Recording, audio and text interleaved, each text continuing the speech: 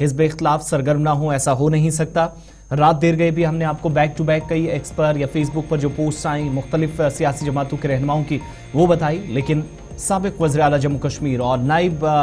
Party के नाइब सदर national conference के उमर अब्दुल्ला की जानिब से इस दौरे पर तंज़िया अंदाज में ट्वीट किया गया, सरकारी मशीनरी का गलत इस्तेमाल करने का इल्ज़ाम लगाया और ये भी कहा कि मुलाजमीन जिनकी एक फहरिस्त उन्होंने एक्स पर जारी की, कुछ नाम उनकी तरफ से छुपाए भी गए कि मुलाजमीन की डिटेल्स हैं इसलिए जाहिर करना ज़रूरी नहीं, लेकिन एक तस्दीक उन्होंने की कि कुछ मुलाजमीन को इस रैली में ले जाने की कोशिश है जो उनका बराह रास्त इल्ज़ाम बीजेपी पर या इंतजामिया पर था। तो कहा गया कि जहां पर बीजेपी रैली कर रही है, उमर अब्दुल्ला के मुताबिक वहां पर इंतजामिया रैली को कामयाब बनाने में बीजेपी से ज्यादा सरगर्म है। इस बयान के बाद बीजेपी का वापस बयान आता है और हमला होता है कश्मीर के तर्जुमान की जानिब से जो भारतीय जनता पार्टी के, वो बताते हैं कि इस तरह के मामले पर और इस तरह की फहरिस्त जारी करना या इस तरीके से ट्वीट करना वज़ीर आज़म के दौरे को लेकर जहां लोग बड़ी तादाद में पहुंच रहे हों, उमर अब्दुल्ला के खिलाफ कार्रवाई होनी चाहिए। ये मुतालबात बीजेपी की तरफ से बाद में किए गए, लेकिन ये जो ट्वीट था एक लंबी चौड़ी कहानी जिसमें वक्त, मुलाजमीन के नाम,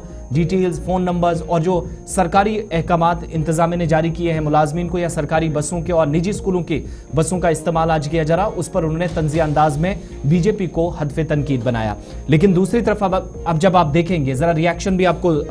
बाकी लोगों के भी, क्योंकि जो ताजिर हैं, सनतकार हैं या फिर दीगर मारूफ शख्सियात हैं, वो काफ़ी पुरुमीद वज़ीर आज़म के इस दौरे से नजर आते हैं और वो बताते हैं कि दौरा पहला अगरचे है, लेकिन जो 4 या 5 बरसों के दौरान 2019 के बाद बिलखुसूस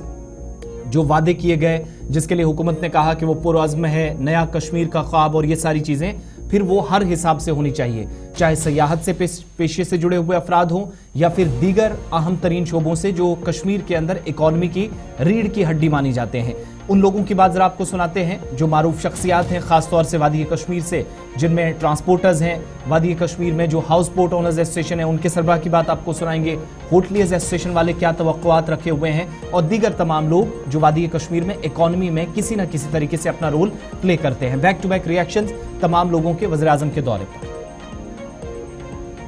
हमने बड़े तकलीफ देखे हैं 30 साल में, 33 साल में।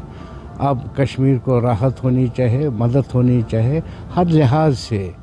यहाँ के बिजनेस कम्युनिटी की तरह यहाँ के लोगों के साथ अनएम्प्लॉयमेंट बहुत है यहाँ।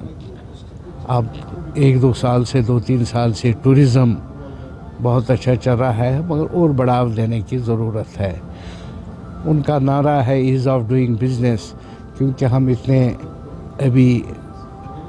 बिजनेस में, सिस्टम में पीछे हैं, उसको हमारे उसकी तरफ नज़र दे के ईज़ ऑफ डूइंग बिजनेस की बहुत ज़रूरत है, हर मदद की ज़रूरत है। और रिसेंटली जब वो जम्मू आए थे, उन्होंने कहा मैं कश्मीर को स्विट्ज़रलैंड बनाऊंगा, तो वही उम्मीद है हमें, और क्या चाहे। उसमें सबों की मदद, अनएम्प्लॉयमेंट, हर ट्रेड को, हर बिजनेस को और टूरिज़्म को, हर चीज़ में बढ़ावा देने की ज़रूरत है। जो फॉलो अप और ये डेवलपमेंट के प्रोजेक्ट अगर हमारे हो जाएं, जिस तरह आप ट्रेन का मैंने आपको बोला, और वो ऐसा मतलब सब कुछ दे के ही जा रहे हैं, और जो कश्मीर आप खुद देखें कितना बदल गया है। एक स्मार्ट सिटी का जिस तरह प्रोजेक्ट हुआ, यहाँ पे G20 हुआ, काफ़ी सारी चीज़ें जो हुई जो कभी हमने सोचा भी नहीं था। तो मैं चाहता हूँ, मेरा ये मानना है कि आने वाला टाइम जो है वो कश्मीर का है और कश्मीरियत का है, और हम लोगों को इसी पीस के साथ अपनी यूथ को आगे लेके जाना है और इस कश्मीर को खूब खुशहाल और खूब जैसे पहले हम लोग रात का खाना दुकानों पे खाते थे, आज पिछले साल आपने देखा होगा 1 बजे तक दुकानें खुली रही टूरिज़्म सीज़न में। तो सेम चीज़ें यही बाहर है, क्योंकि यही दुनिया है। मतलब सारी ज़िंदगी मतलब कोई रहने के लिए तो आया नहीं यहाँ पे। जो अच्छे दिन है, जो खुशहाली के दिन है, वो हम सब लोग देखें, हमारे बच्चे देखें, और ऐसे हम लोग चलते रहें। कश्मीर का भाईचारा जो है वैसे ही रहे, और कश्मीर दुनिया में एक मिसाल है। इसको बदनाम किया गया था, वो बदनामी का दाग इससे हट जाए तो कश्मीर वर्ल्ड जैसी ऐसी कोई जगह नहीं है। Number 1 crisis of power. हमारे इधर पावर का भी आपको पता ही है, पिछले 1 साल से क्राइसिस में है और इंडस्ट्री में ज़बरदस्त दबाव पड़ गया है। तो हम ऑनरेबल प्राइम मिनिस्टर से अपील कर रहे हैं कि वो सेंटर से ही कुछ और पावर एलोकेट किया जाए। नंबर 2 इंफ्रास्ट्रक्चर में हम देखें पिछले 2-3 साल से यहाँ पर टूरिज़्म बूमिंग पर है, और उम्मीद है कि ये नंबर्स डबल होने वाले हैं। तो हम चाहते हैं कि यहाँ पर श्रीनगर इंटरनेशनल एयरपोर्ट की अशद ज़रूरत है एक्सपेंशन की, ताकि यहाँ पर जो हमारे टूरिस्ट आते हैं उनको किसी भी सख्ती का सामना ना करना पड़े। और नंबर 3,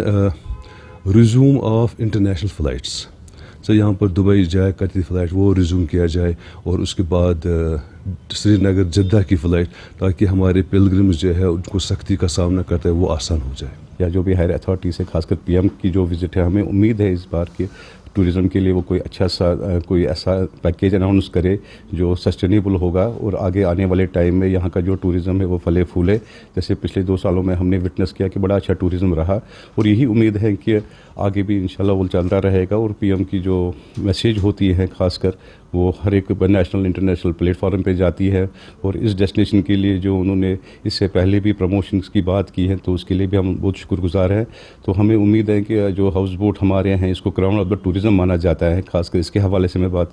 करूँगा। तो एक मैसेज आनी चाहिए हमारी तरफ से, पीएम साहब तक पहुँचनी चाहिए कि जो हमारे जायज़ मसले मसाइल हैं उनको सिंगल विंडो के तहत हल किया जाए, क्योंकि हाउस बोट ही एक ऐसी इंडस्ट्री अभी तक रही है जिसमें टूरिज़्म का फ्लैग हमेशा हाई रखा है। और हमें उम्मीद है कि इसको भी पीएम हमारे जो आने वाले हैं हाउस बोट्स के लिए खास कोई ऐसी अनाउंसमेंट करे जो एक सस्टेनेबल और जनरेशन्स जो आने वाली है उसको कैरी ऑन करेगी, और टूरिज़्म में इसका नाम बिल्कुल बरकरार रहे। तो हमारी एक्सपेक्टेशंस एज ताजिर बरादरी ये रहेगी कि कम से कम जो हमारा बैंकिंग सेक्टर में अभी प्रॉब्लम्स हैं, हमारा एक कम्युनिटी डिफ़ॉल्ट है जो कि पिछले नामसाइल हालात जो पिछले 30 से 40 साल यहाँ रहे हैं, वो उसको सही ट्रैक पे लाने के लिए हमें एक इम्पिटस की ज़रूरत है। जहाँ पे अभी हम देखते हैं जो हमारे पास रिपोर्ट से 30,000 के करीब हमारे अकाउंट्स ख़राब हो चुके हैं, विच आर ईदर एनपीए और on the verge of being NPA. तो उनको कहीं ना कहीं उभारने की ज़रूरत है थ्रू डिफरेंट स्कीम्स। एक छोटा सा अप टू जो कैप का एक जो लोन वेवियर की बात हो, जिसके लिए हम एक्सपेक्ट करते हैं कि कम से कम इस ट्रेड जो हमारी कम्युनिटी है उसको हम एक गिफ्ट एक एक्सपेक्ट करते हैं। दूसरा, हम नेशनल हाईवे के साथ जो हमारा परेशानी रहती है उसके अजाले के लिए हम कोशिश इनसे ये भी अनाउंसमेंट चाहेंगे कि जो हमारी रेल लिंक है ये जल्द से जल्द अप हो जाए। लास्ट टाइम दिसंबर की बात हुई थी बट वो डेडलाइन फेल हो गई। अब हम एक्सपेक्ट करते हैं कि संगलदान तक आ गया है, संगलदान से जो आगे का कनेक्ट है इसको पूरा करें। ओवरऑल बाकी चीज़ों में यस, जहाँ तक टूरिज़्म के हवाले से बात हो तो कई एक ये दिए हैं, और एक टैक्स हॉलीडे की अगर बात हो, क्योंकि ये ख़ित्ता जो जम्मू कश्मीर का ख़ासकर और जम्मू कश्मीर बिल टोटल के हिसाब से हम बात कर रहे हैं कि एक बड़े एक नामसाइल 30 साल से बाहर उभर रहा है। सो इस वक्त एक hand holding from the epics level हम एक्सपेक्ट करते हैं, क्योंकि स्लोगन ही ऐसा है कि मोदी है तो मुमकिन है, तो हम कोशिश करें कि मुमकिन को मुमकिन बनाएं। और हमारा